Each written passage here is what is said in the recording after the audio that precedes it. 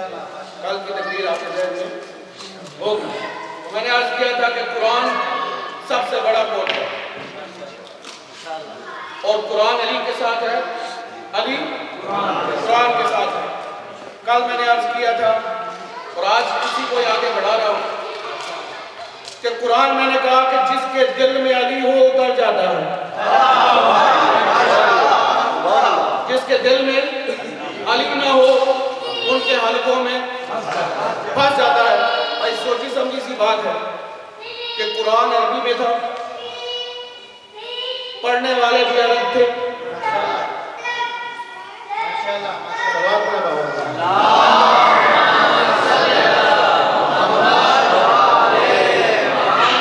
قرآن عربی میں تھا, پڑھنے والے بھی عرب تھے. اب ایک دفعہ کیا ہوا کہ دربار میں دو عورتیں آ گئی, دو عورتیں آ گئی. ایک کے پاس بیٹا تھا, ایک بیٹا تھا اور ایک بیٹی تھی. دو عورتیں دعوے دار تھی, دونوں یہ کہتی تھی کہ بیٹا ہمارا بیٹی اس کی. دونوں عورتیں دعویٰ کر رہی تھی کس پر؟ بیٹے پر. بیٹی لینے کو کوئی تیار. اب دربار میں آئے, دربار والے کو پتہ نہیں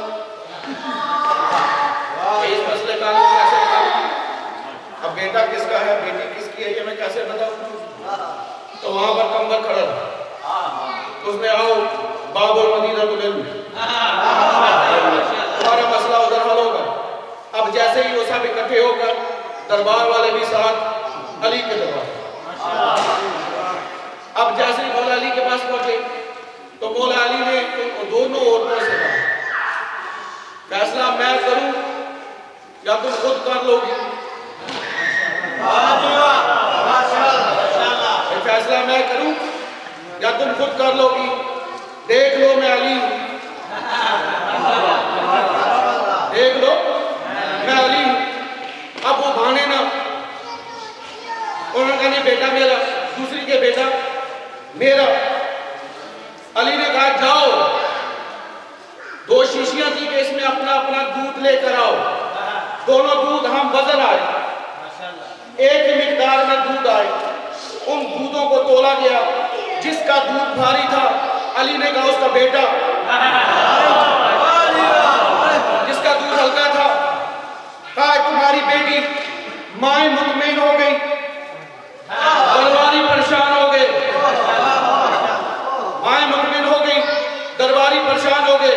کہا یا علی آپ نے فیصلہ کیسے کیا؟ کہا قرآن سے. قرآن سے. سارے اپنے اپنے گھروں میں چلے گئے, رات پوری قرآن پڑھتے.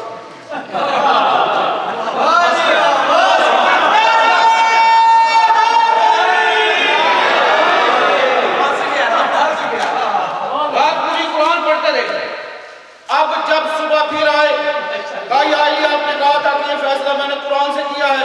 قرآن میں تو کوئی شیشیوں والی آیت,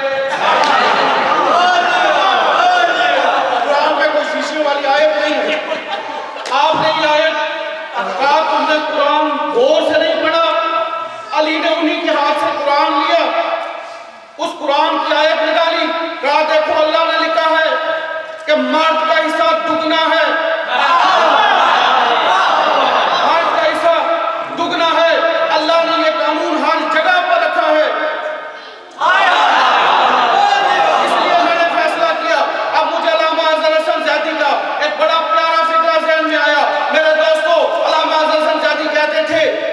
دنیا اہل بیت سے بے وفائی کر سکتی ہے لیکن قرآن کبھی اپنے وارثوں سے بے وفائی نہیں کرتا. اس لیے کہ جب یہ اپنے غاصب کے ہاتھ میں آتا ہے اپنے معنی کو چھپا لیتا ہے, جیسے ہی اپنے وارث کے ہاتھ میں آتا ہے اپنے معنی چلا دیتا ہے.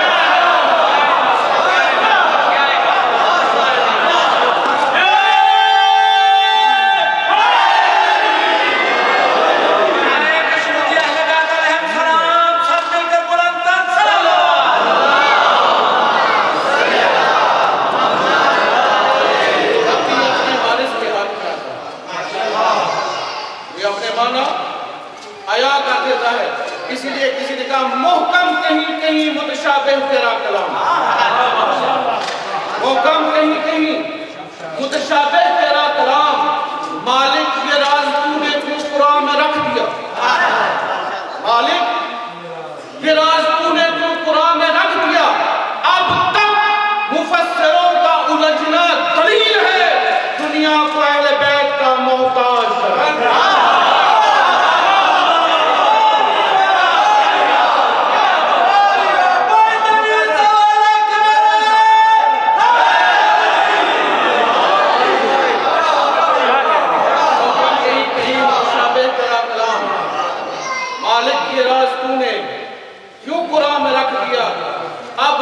مفسروں کا الجھنا دلیل ہے، دنیا کو اہل بیت کا محتاج کر دیا۔ یہ ہے قرآن۔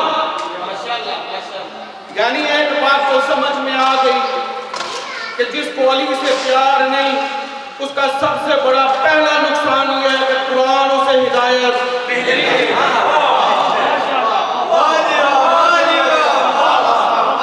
وہ مرضی کرتا رہے، یہ قرآن تجھے کبھی ہدایت نہیں دے گا۔ اب یہ دیکھیں گے قرآن الف لام میم ذالک الکتاب۔ الف لام میم وہ کتاب ہے جس میں کوئی شک نہیں۔ اچھا یہ اللہ نے یہاں پہ ذالک کا لفظ کیوں استعمال کیا؟ ذالک الکتاب کیوں کہا؟ بھائی جو عربی لوگ تھوڑی بہت جانتے ہیں، حاضہ کا مطلب ہے یہ، ذالک کا مطلب ہے وہ۔ الف لام میم وہ کتاب، یہ کتاب نہیں۔ اچھا جی بھائی الف لام میم کے نیچے الف لام میم کیوں لکھتے ہیں؟